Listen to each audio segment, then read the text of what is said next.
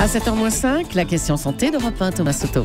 Ça fait plus de 60 ans qu'on n'avait pas connu pareil coup de chaud à cette saison dans beaucoup de nos régions. Bonjour Dr Kirzac. Bonjour Thomas. Cette chaleur qui nous tombe dessus comme ça casse. Pourquoi ça nous met à plat? Pourquoi notre corps a tellement de mal à s'adapter? Ça casse, ça vous met à plat. C'est plus que ça, c'est une véritable agression puisque l'objectif c'est de maintenir la température corporelle à une température correcte autour de 37 degrés.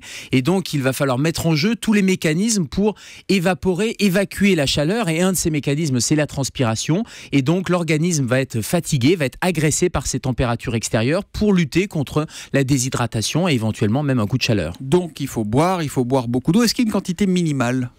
Il faut boire entre 1,5 et 2 litres par jour, répartis sur la journée. C'est ça qui est important, ne pas attendre d'avoir soif et ne pas attendre d'être déjà dans un état de déshydratation qui serait un signal d'alerte. Donc il faut fractionner les apports, ne pas attendre d'avoir soif et il faut de l'eau, Thomas.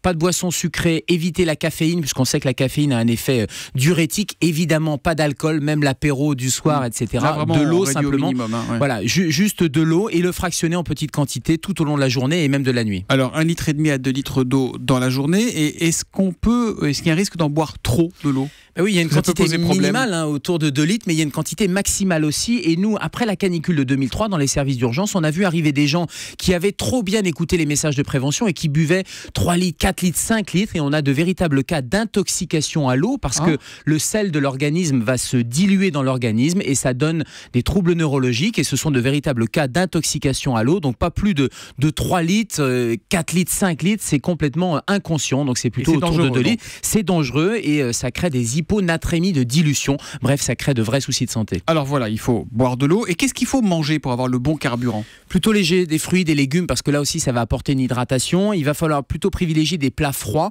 Et attention, juste un truc bête, mais quand vous faites chauffer un plat, par exemple, si vous êtes dans une cuisine et vous faites chauffer un plat et que vous restez à côté, eh bien, ça va augmenter la température de la pièce et donc ça va augmenter votre température corporelle aussi. Donc, on privilégie plutôt des plats froids pour ces périodes caniculaires. Le sport, c'est complètement proscrit ou pas? Ou au contraire, pourquoi pas? Oui, en cas de chaleur extrême, c'est proscrit, mais il n'y a pas que le sport, il y a le jardinage, il y a les sorties, il y a le bricolage aussi. Il faut limiter les activités physiques parce que ça va participer au réchauffement. Si vous êtes obligé de sortir, mettez des t-shirts, pourquoi pas des t-shirts qui sont mouillés.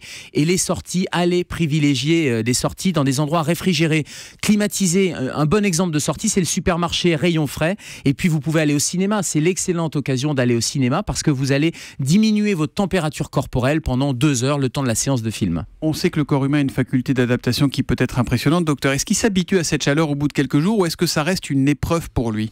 Théoriquement, il doit s'habituer, vous et moi, sans pathologie particulière, vous allez vous habituer. Le problème, les problèmes viennent pour les plus fragiles, les enfants, les personnes qui ont une insuffisance cardiaque, une insuffisance respiratoire ou les personnes âgées. Et on sait que ça peut être l'occasion de décompenser certaines pathologies cardiaques ou respiratoires, surtout si vous avez des médicaments cardiaques, neurologiques. Et un maître mot, la solidarité. Prenez des nouvelles de votre entourage, de vos voisins. C'est ça le mot-clé en cette période. Il est notre vigilance à nous tous, le docteur Kirzac, que l'on retrouve tous les matins à 7h-5 sur Europe 1. À demain, Gérald. À demain, Thomas.